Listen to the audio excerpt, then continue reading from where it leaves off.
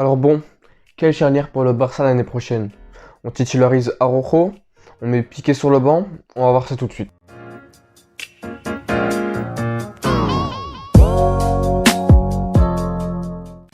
Déjà un truc super important, c'est que il est impossible pour le Barça de recommencer une autre saison avec la charnière centrale Piqué-Langlais. Ok? Si Piqué s'était pas blessé, Araujo n'aurait pas commencé en équipe première. Pareil pour Mingueza. Donc on a eu entre guillemets de la chance que Piqué s'est blessé pour après voilà, pouvoir délivrer le talent de Araujo et Mingueza. Piqué il force, voilà, il pense qu'il a encore l'âge pour être titulaire. Moi je le dis directement, il doit pas être titulaire, il doit être sur le banc. Tout simplement. Sur son Instagram, voilà, il met 10 000 publications, le gars. On sait pas ce qu'il a un gros problème. Non, mais c'est vrai. En mode, il coupe sa barbe. En mode, il met des descriptions, je suis jeune, toujours jeune, ou je sais pas quoi. Non, non. Voilà. Sur le niveau, vraiment sur le terrain, contre Stuttgart, il était pas du tout mauvais. Mais moi, je me rappelle d'un moment marquant. À un moment, il devait faire un sprint. Il a sprinté. Et je vous jure, il était crevé à la fin. En début du match. En début du match. Juste pour un sprint. Sans déconner. Donc déjà, il faut que Piqué soit sur le banc. Ok, pour moi c'est quand même important qu'il reste parce qu'il a quand même un certain leadership. C'est quand même l'un des capitaines.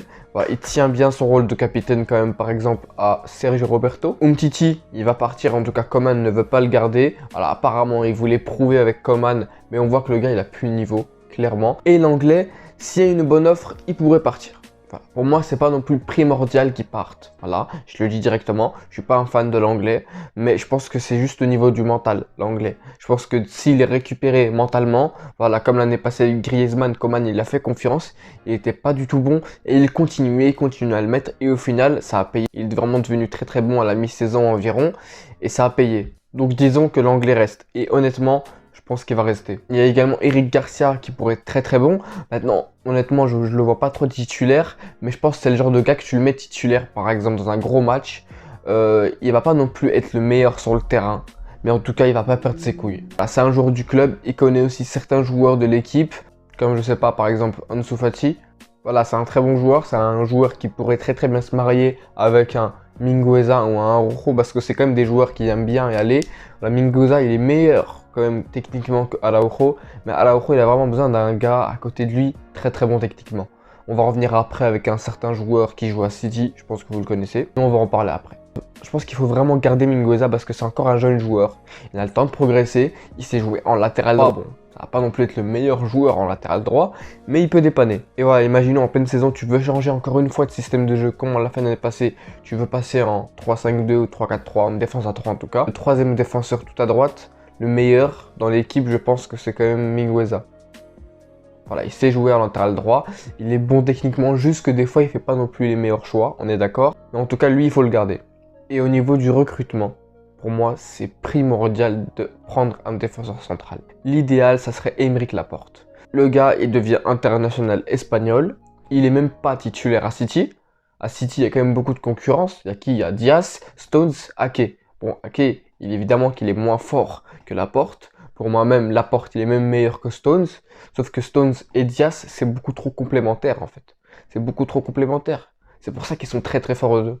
Et donc j'en reviens, il pourrait très bien se marier avec Araujo. C'est pas non plus un joueur inaccessible, comme un joueur titulaire dans son équipe, qui n'a pas besoin de partir et qui coûte très cher. Voilà, l'équipe elle veut le garder. Sauf que la City, si par exemple demain on propose une offre, il n'y a aucune raison pour eux de refuser. Et aussi un autre truc, c'est que Laporte, il connaît la Liga, il a déjà joué en Liga avec Bilbao.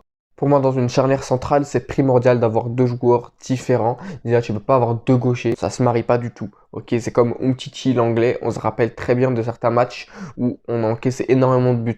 Moi, je pense à Villarreal-Barça. Je me rappelle très bien, l'anglais Umtiti, on s'était pris 4 buts. On avait quand même réussi à garder le nul grâce à un but de Messi et Suarez à la dernière minute. Un autre point pourquoi Laporte et Araujo, ça serait très très bon, c'est que il y a un gaucher et un droitier. Pour moi, deux droitiers, ça peut passer. Voilà, on le voit, enfin on l'avait vu à l'époque, Puyol, Piqué, on l'avait vu aussi avec Ramos et Varane, Ramos, Pepe, ça passe. Mais un gaucher avec un autre gaucher, ça passe pas du tout. Ça passe pas du tout. On l'avait vu à l'Euro avec Pau Torres et Laporte. Eric Garcia a fini titulaire. Donc voilà, un gaucher avec un autre gaucher, ça marche pas du tout. Et aussi quelque chose qui est bien pour Laporte, c'est au niveau de l'adaptation. Voilà, j'avais dit qu'il avait déjà joué en Espagne avec Bilbao, c'est vrai. Mais surtout qu'il y a deux anciens joueurs de City au Barça, Agüero et Eric Garcia. Si autre chose, c'est qu'Eric Garcia et Laporte, ils ont déjà joué ensemble. Donc imaginons, si Araujo est mauvais, tu peux toujours mettre Laporte et Eric Garcia.